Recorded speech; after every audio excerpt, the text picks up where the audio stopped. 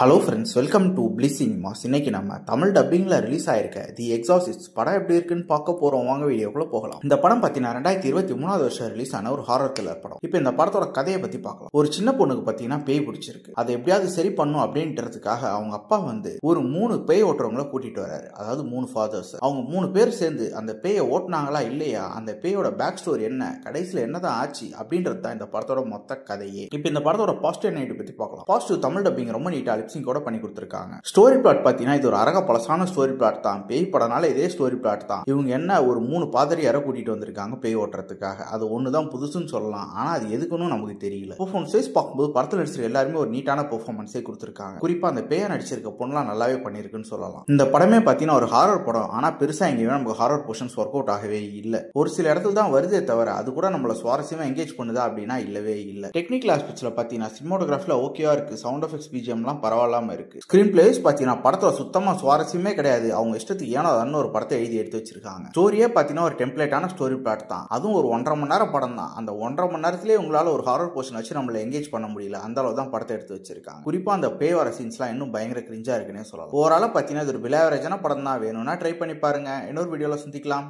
Thank you.